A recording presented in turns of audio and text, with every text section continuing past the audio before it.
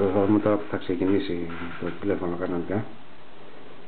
Έχει χρησιμοποιήσει του Razer το boot screen.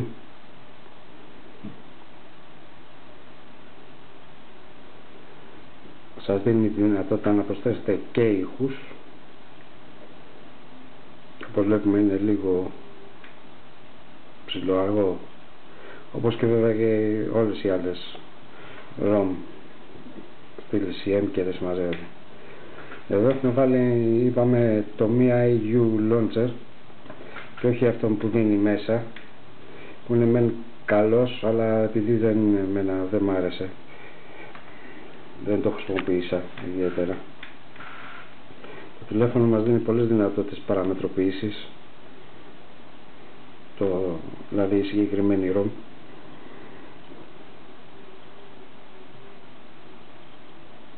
Έτσι, όπως βλέπουμε, έχει πηξίδες, η πηξίδα την είχε από την αρχή, ας πούμε. Δεν χρειάζεται κάτι ιδιαίτερο. Ας δούμε λίγο πώς είναι τα μηνύματα. Βλέπουμε ότι στα μηνύματα έχει γίνει remake, makeover, ας πούμε. Το ίδιο έχει γίνει και στο τέτοιο, και στο dialer. Η διαφορά είναι ότι εδώ βλέπουμε επαφή, μητρώα και τα λοιπά, ενώ έχουμε συνηθίσει να ήταν στην πάνω πλευρά, τώρα έχουν πάει κάτω. Μας δίνει δυνατότητα να ηχογραφήσουμε και όλες την κλίση που θα κάνουμε και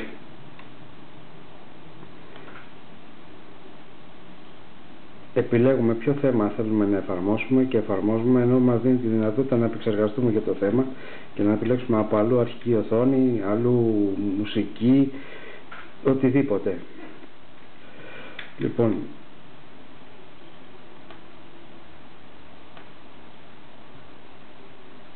εδώ θεώρησα καλό να βάλω το πληκτρολόγιο της Go, δωρεάν πληκτρολόγιο με πολλά θέματα, οπότε ταιριάζει όποιο και να είναι, γιατί ελληνικό δεν έχει. Έχουμε και λέμε, να δούμε τώρα τι μουσική, όχι, μισό λεπτό, Power Settings, Media.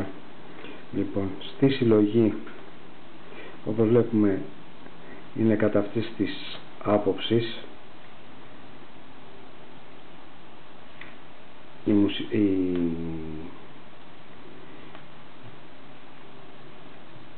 Οι φωτογραφίες, η συλλογή δηλαδή φωτογραφιών, ενώ μας δίνει τη δυνατότητα δηλαδή να τις κοιτάξουμε σε στυλ όπως τα κοιτάγαμε παλιά στα Windows, όσοι τα προλάβατε, pinch to zoom και δεν συμμαζεύεται. Και εδώ μας δίνει τη δυνατότητα τα πετσαρία κλειδώματος, εικόνα επαφής και τα λοιπά, επεξεργασίες, διαγραφή. Γενικά καλό είναι. Έχουμε να δούμε τώρα μια στιγμή τη μουσική. Βλέπουμε ότι και η μουσική είναι πολύ ωραία φτιαγμένη.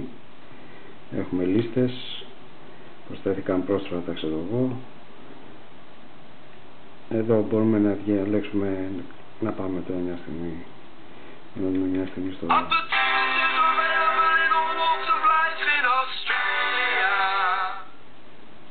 Βλέπουμε πως είναι δομημένος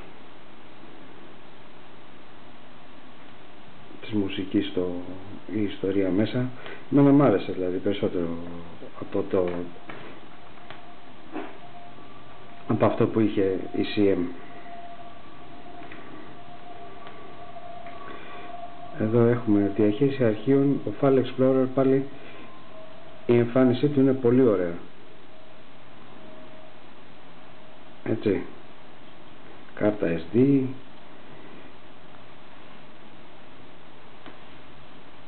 εξερεύνηση. Να δούμε και ένα βίντεο.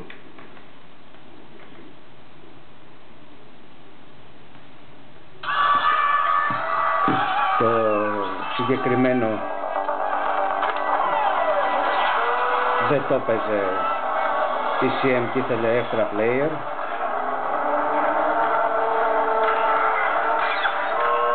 όχι ότι έχει γίνει και παρασυλλογιστικό.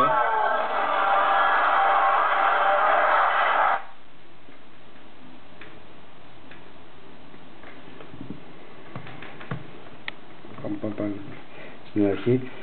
Έχει μέσα αρκετά πράγματα. Έχει θέματα, μαύρες λίστες, spare parts, DeFi, baseband, αν έχουμε πρόβλημα με το σετάρισμα της κάρτας της SIM. Το βάζουμε κεντρική Ευρώπη και είμαστε εντάξει. Αυτή δεν χρειάστηκε τίποτα να πειράξω εγώ από αυτά. Ήταν προρυθμισμένα σε αρκετά καλό σημείο.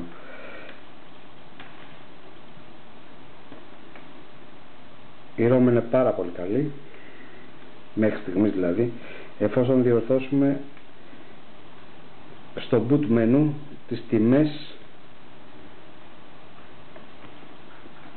τιμές του επεξεργαστή και τα ρεύματα. Τίποτα άλλο δεν χρειάζεται η ROM. Οκ. Είναι μια χαρά δηλαδή. Ας δούμε και λίγο τις ρυθμίσεις. Βλέπουμε ότι οι ρυθμίσεις, ο τρόπος που είναι δομημένο μπορεί να θυμίζει iPhone ή κάτι παραπλήσιο. Δεν το έχω δει τόσο βαθιά μέσα το iPhone για να ξέρω. Αλλά βλέπουμε ότι είναι πολύ καλό. Διαχείριση εφαρμογών. Έτσι. Γενικά όπου υπάρχει μαύρο, τα περισσότερα έχουν γίνει άσπρα.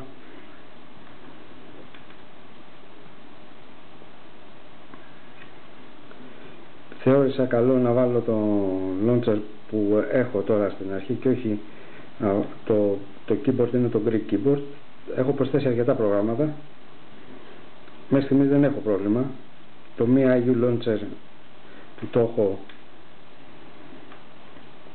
το κάνουμε clear default για να δούμε και το πώς είναι της μαμάς, ας πούμε. Χρησιμοποιώ το launcher Pro που εμένα δεν με ενθουσίασε ιδιαίτερα.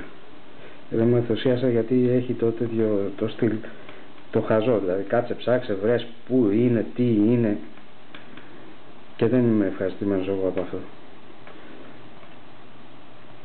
Και προτιμώ αυτό εδώ που είναι πιο εύκολο, βάζεις και τα widgetάκια σου, τα έχεις όλα μπροστά, δεν χρειάζεται να ψάχνεις, τα συνομείς, τα βάζεις στα φακελάκια, αν τα θες τα αφήσεις και σχέτα, και είναι πιο βολικό.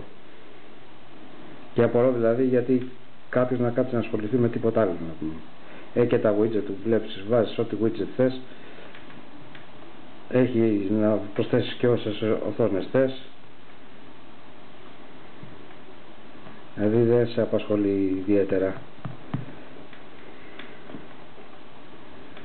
Θέματα, το θέμα τώρα που έχω πάνω το έχω φτιάξει μόνος μου βέβαια για το συγκεκριμένο και το έχω ονομάσει Razor.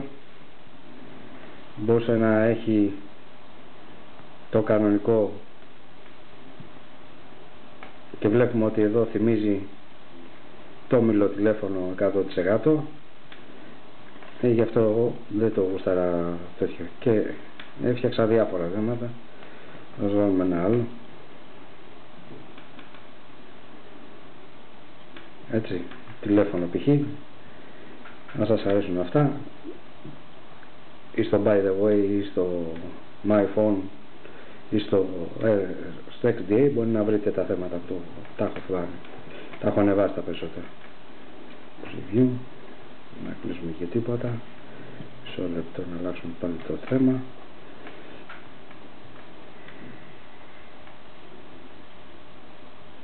Έχω φτιάξει διάφορα, τώρα έχω βρει την ιστορία να πούμε και πώς τα φτιάχνω και τα φτιάχνω, αλλά αυτό μου άρεσε περισσότερο που φτιάξα. Λοιπόν, τη ROM τη βρίσκουμε στο XDA.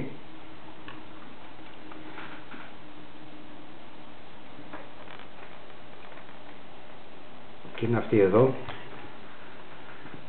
Το παλικάρι έχει κάνει καλή δουλειά, μπορείτε να του στείλετε λεφτά αν θέλετε και κρίνετε ότι πρέπει να το στείλετε για τη δουλειά που έχει κάνει.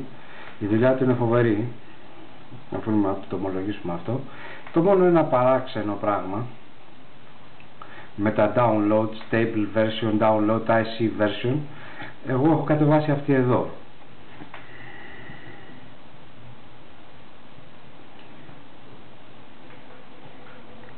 Και από ό,τι φαίνεται μέσα σύστημα.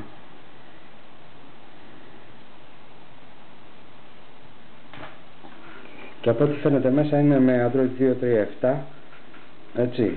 Εγώ ευχαριστημένος είμαι με αυτό εδώ. Δηλαδή δεν το κυνήγησα να βάλω ICS, γιατί από ό,τι λέει και ο ίδιος το ICS είναι μόνο ένα module και όχι τίποτα ολόκληρη ROM, γιατί θα ήθελα κι άλλο SBF, οπότε δεν είχαμε τέτοιες ιστορίες. Οκ.